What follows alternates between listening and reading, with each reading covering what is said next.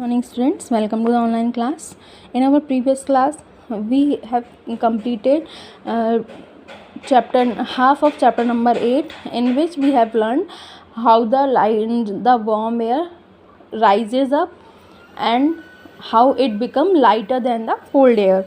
So now we will start from in the nature में there are several situation, ऐसी बहुत सारी situation होती हैं where warm air rises at a place, जब गर्म हवा एक जगह पे ऊपर उठने लगती है. सो the air pressure at that place is lower. अब जब गर्म हवा ऊपर उठ जाएगी तो वहाँ पे तो एयर रही नहीं ना नीचे, तो नीचे एयर का प्रेशर कम हो गया. वहाँ पे जो हवा थी वो गर्म हुई और वो ऊपर उठ गई तो वहाँ नीचे तो जगह खाली हो गई उस हवा की जगह खाली हो गई, तो वहाँ पे एयर का प्रेशर कम हो गया. तो क्या हुआ, the cold air from the surrounding areas rushes in to fill its space. तो आसपास की जो ठंडी हवा थी उसने क्या हुआ, क्योंकि वो भारी होती है तो उसने वो खाली जगह उसकी ले ली. उसने उस जगह वहाँ पे जो गर्म हवा ऊपर उठ गई थी उसकी जगह खाली हो गई थी, तो वो जगह किसने फिल कर दी, आसपास की ठंडी हवा ने. This sets up the convection in air as you learn in chapter 4. और यही क्या बनाता है, कन्वेक्शन इन एयर, जो आपने चैप्टर नंबर 4 में पढ़ा था. Next point, wind currents are generated due to uneven heating on earth. अब विंड करंट कैसे बनते हैं, अनइवन हीटिंग, जब कहीं पे ज़्यादा गर्म हो रही है अर्थ हमारी, कहीं पे कम गर्म हो रही है, उसी की वजह से जो विंड करंट्स होते हैं, हवा की धाराएं होती हैं, वो बनती हैं. तो वो कैसे बनती हैं, चलो पढ़ते हैं. First point, uneven heating between the equator and the poles. Equator और पोल्स के बीच में अनइवन हीटिंग कैसे होती है. अब हमारी अर्थ है, ये हमारी अर्थ मान लो आप, ठीक है. अब इसमें इक्वेटर क्या है, बिल्कुल बीच में, इक्वेटर बिल्कुल बीच में होता है. और पोल्स कहाँ होते हैं, साउथ में और नॉर्थ में, extreme north and extreme south में. अब हम ये बात जानते हैं कि जो पोल्स होते हैं वहाँ पे बर्फ़ ही बर्फ़ है. तो बर्फ़ क्यों है, क्योंकि वहाँ पे सन नहीं है, सन बहुत कम जाता है वहाँ पे, सन रेज़ बहुत कम पड़ती हैं. तो सन रेज़ बहुत कम पड़ती हैं और ठंडी जगह है वो, ये तो हम जानते हैं. और जो इक्वेटर होती है, इक्वेटर पे जो सन होता है बिल्कुल स्ट्रेट होता है, बिल्कुल ऊपर की तरफ होता है, तो इक्वेटर सबसे ज़्यादा गर्म रहता है, वहाँ पे सन रेज़ बिल्कुल सीधी पड़ती हैं. अब आगे देखते हैं. You might have learned in geography, आपने जोग्राफी में पढ़ा होगा, that region close to the equator gets maximum heat from the sun. कि जो हमारे इक्वेटर के आसपास के जो रीजन होते हैं, जो एरियाज़ होते हैं, वहाँ पे जो सन रेज़ होती हैं सबसे ज़्यादा पड़ती हैं, सबसे ज़्यादा गर्म वही एरिया होते हैं. So the air in these region gets warm. तो उनकी जो वहाँ पे जो एयर होगी, इक्वेटर के आसपास की जो एयर होगी वो गर्म होगी. क्यों, सन रेज़ पड़ रही हैं तो गर्म तो होगी एयर. तो क्या होता है, द वार्म एयर राइजेज, वहाँ की जो गर्म हवा हुई वो ऊपर की तरफ उठने लगी. And the cooler air from the region in the 0 to 30 degree latitude belt on either side of the equator moves in. अभी आपको अर्थ का बता रखा है, यहाँ पे क्या था, ये इक्वेटर है. अब यहाँ पे जो गर्म हवा थी वो ऊपर उठने लगी मतलब कि यहाँ से तो हवा नॉर्थ की तरफ जाने लगी और यहाँ से साउथ की तरफ जाने लगी, ठीक है. गर्म हवा चली गई. अब जो यहाँ की ठंडी हवा होगी वो कहाँ आ जाएगी, वो आ जाएगी यहाँ पे हमारे इक्वेटर पे. इक्वेटर की गर्म हवा पोल्स की तरफ जाएगी और पोल्स की गर्म हवा कहाँ आएगी, इक्वेटर, ठंडी हवा कहाँ आएगी, इक्वेटर की तरफ. So these winds blow from the north and south toward the equator. तो ये जो विंड्स होती हैं, वो जो ठंडी हवा होती है वो कहाँ से, नॉर्थ और साउथ की तरफ से इक्वेटर की तरफ आती हैं. नॉर्थ एंड साउथ पोल्स की तरफ से इक्वेटर की तरफ ही ठंडी हवा आने लगती हैं, ब्लो होने लगती हैं. At the poles the air is colder than at the latitude about 60 degree. तो जो ठंडी हवा होती है, कहाँ की ठंडी हवा, पोल्स की जो ठंडी हवा होती है वो लैटिट्यूड जो 60 डिग्री लैटिट्यूड होता है, मतलब कि यहाँ से लेके यहाँ तक का और यहाँ से लेके यहाँ तक का, यहाँ की जो हवा होती है ये ठंडी होती है और वो कहाँ बहती है, लैटिट्यूड 60 डिग्री पे बहने लगती है ठंडी हवा.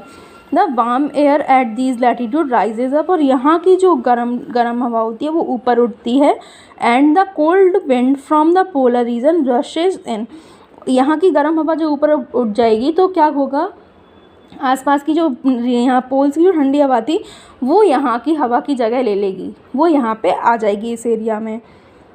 अब टू टेक इट्स प्लेस की जगह लेने के लिए, इन दिस वे, इस तरह से wind circulation is set up from the poles to the warmer latitude. तो इसी तरह से कैसे विंड का सर्कुलेशन होता है, कहाँ से कहाँ तक होता है, पोल से गर्म जगहों पे, पोल से गर्म हवा आएगी यहाँ पे, उसके बाद हमारी अर्थ भी मूव करती रहती है, तो सेम उसी तरह से अर्थ मूव करेगी तो विंड भी साथ में फ्लो होती रहती है। अब आप देखो इक्वेटर पे ये ठंडी हवा पोल्स की तरफ से आ रही है लगातार। The wind would have flown in the north south direction from north to south और फ्रॉम साउथ टू नॉर्थ। अब जो विंड जो होती है वो नॉर्थ साउथ डायरेक्शन में बहती है। यहाँ से जब आएंगे हम, नॉर्थ की तरफ से जब आएंगे तो नॉर्थ से साउथ डायरेक्शन में ये फ्लो करेगी। नॉर्थ साउथ डायरेक्शन कहाँ है आपका, ये नॉर्थ साउथ डायरेक्शन में ये फ्लो करती है। A change in direction is however caused by rotation of the earth. ये क्यों होता है, ये हवा डायरेक्शन में क्यों बहती है, क्योंकि हमारी अर्थ भी रोटेट करती है।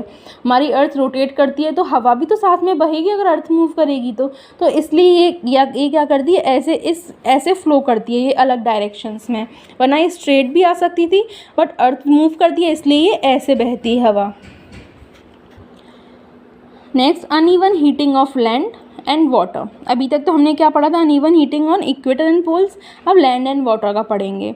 You have read about the sea breeze and land breeze. आपने सी ब्रीज और लैंड ब्रीज पढ़ी थी। इन समर, गर्मियों में, नियर द इक्वेटर के पास, the land warms up faster. जो ज़मीन होती है वो ज़्यादा जल्दी गर्म होती है। And most of the time temperature of land is higher than the water in the oceans.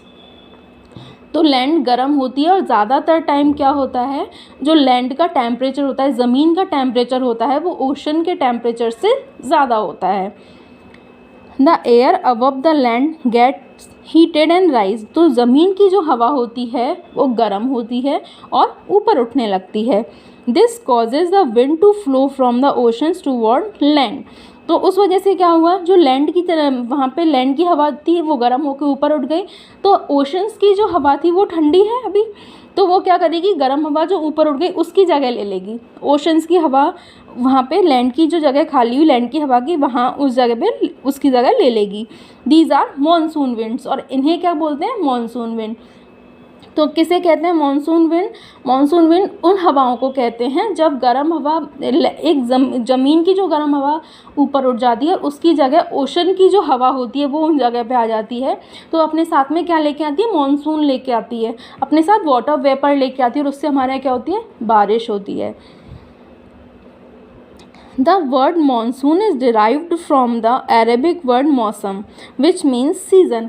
Monsoon जो वर्ड है ये एक अरेबिक वर्ड मौसम से बना है जिसका मतलब क्या होता है, सीज़न। इन विंटर, सर्दियों में, the direction of the wind flow get reverse. Wind का जो फ्लो होता है उसका डायरेक्शन उल्टा हो जाता है। कैसे? It flows from the land to the oceans. ये कैसे बहता है, जो सर्दियों में क्या होता है, जो हमारा लैंड है वो तो ठंडा रहता है, अब ओशंस जो होते हैं वो गर्म होते हैं। उन ओशंस की एयर होती है वो क्या होती है, गर्म होती है। तो ओशंस की एयर ऊपर उठेगी और हमारे जो लैंड की जो एयर होती है वो ओशंस की तरफ चली जाती है। तो विंटर में विंड का जो फ्लो होता है वो उल्टा हो जाता है। The wind from oceans carry the water and bring rain. तो ये जो मॉनसून विंड्स जो होती हैं ये जब हमारे लैंड की तरफ आती हैं तो ये इनमें क्या होता है, वाटर होता है, अपने साथ वाटर कैरी करती हैं और ब्रिंग रेन, इनसे बारिश होती है। It is a part of water cycle, और ये एक वाटर साइकिल का पार्ट है। क्या है कि लैंड पे जब हवा गर्म होगी तो वो ऊपर उठेगी और उसकी जगह जो ओशंस की हवा होगी ठंडी वो हमारे लैंड की तरफ आ जाएगी। तो क्या होगा, वो अपने ओशंस की हवा है तो अपने साथ में वाटर लेके आएगी और हमारे यहाँ बारिश होगी, और उसे क्या बोलते हैं, monsoon winds. The monsoon winds carry water and it rains. Monsoon wind जो होती हैं अपने साथ वाटर लेके आती हैं और उससे क्या होती है, rain. Clouds bring rain and give us happiness. Clouds जो होते हैं वो बारिश लेके आते हैं और हमें खुशी देते हैं। Farmers in our country depend mainly on rains for their harvest. हमारी कंट्री के जो ज़्यादातर फार्मर्स होते हैं वो मेनली पानी के लिए, अपनी खेती के लिए रेन पे डिपेंड करते हैं। There are many folk song associated with the clouds and rain. हमारे यहाँ बहुत सारे ऐसे फोक सॉन्ग होते हैं जो बादलों और बारिश से रिलेटेड होते हैं। Sing and enjoy with your friend. आप एंजॉय करो उन सारे सॉन्ग्स को। अब यहाँ पे आपको विंड का, जो मैंने आपको बताया, वो विंड का प्रेशर दिखा रखा है।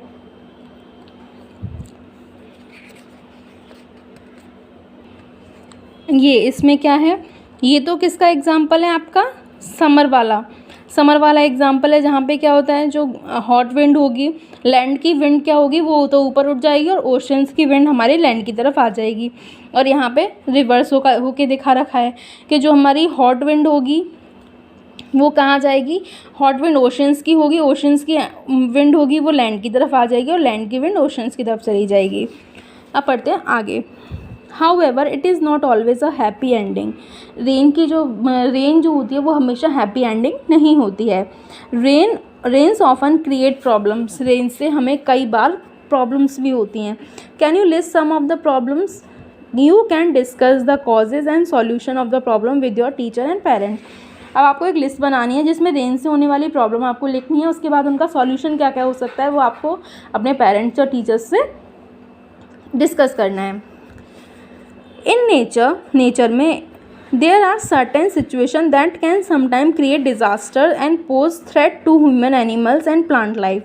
तो नेचर में अपने आप ही कई बार ऐसी सिचुएशन बन जाती हैं जिससे कभी कभी डिज़ास्टर होते हैं और उसकी वजह से ह्यूमन्स की, एनिमल्स की और प्लांट की लाइफ खतरे में आ जाती है।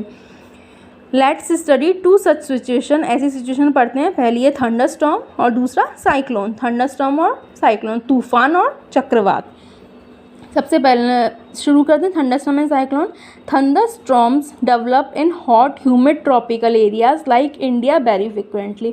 थंडर स्टॉर्म जो होते हैं वो गर्म और उमस वाले ट्रॉपिकल एरियाज में होते हैं, जैसे कि इंडिया भी गर्म और उमस वाला ट्रॉपिकल एरिया है। The rising temperature produce strong upward rising wind. अगर ज़मीन पे टेम्परेचर बढ़ रहा है तो उससे क्या होगा, वो स्ट्रॉन्ग अपवर्ड राइजिंग, वहाँ की जो विंड होगी, हवा होगी, वो गर्म होगी और बहुत जल्दी ऊपर उठने लगेगी। These winds carry water droplets upward. और वहाँ क्या होगा, वो जो विंड होंगी वो अपने साथ पानी की बूंदें भी ऊपर की तरफ लेके जाएंगी। वेयर दे फ्रीज, और ऊपर जाके क्या होती हैं, बादल हैं तो वहाँ पे वो ठंडी हो जाएंगी, ठंडी होके एंड फॉल डाउन अगेन। वो जो वाटर ड्रॉपलेट्स होंगी वो ठंडी होके वो बूंदें बन जाएंगी और वो दोबारा गिरने लगेंगी। The swift movement of falling water droplets along with the rising air create lightning and sound. अब जो मूवमेंट होता है वाटर ड्रॉपलेट्स का दोबारा से गिरना, किसके साथ गिरना, राइजिंग एयर के साथ में।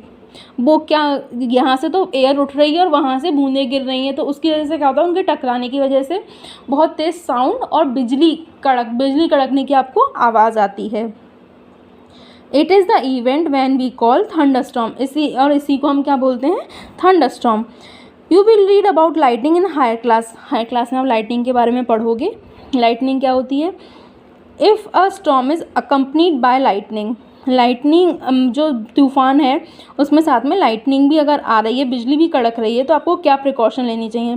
Do not take shelter under an isolated tree. एक अकेले पेड़ के नीचे आपको कभी भी एक शेल्टर नहीं लेना है। तब if you are in a forest take shelter under small tree. अगर आप किसी जंगल में फंसे हुए हो तो आप छोटे पेड़ के नीचे शेल्टर लो। Do not lie on ground, ज़मीन पे कभी मत लेटो उस टाइम पे। Do not take shelter under an umbrella with a metallic end. ऐसा छाता जिसके ऊपर एक मेटल की रॉड लगी है उसके नीचे कभी भी आप उसे मत लगाओ अपने ऊपर। Do not sit near a window, एक खिड़की के पास मत बैठो। Open garage, storage shield, metal shed are not safe place to take shelter. Open garage हुआ, शेड्स हुए, स्टोरेज शेड हुए और मेटल शेड, जिनमें यहाँ पे कई मेटल है, वहाँ उसके नीचे आपको शेल्टर नहीं लेना है। अ कार और a bus is safe place to shelter. Car और बस के नीचे आप शेल्टर ले सकते हो। If you are in water get out and go inside a building. अगर आप पानी में हो तो फटाफट वहाँ से बाहर निकलो और बिल्डिंग की तरफ शेल्टर लो अपना। अब इसका आगे का हम नेक्स्ट क्लास में पढ़ेंगे।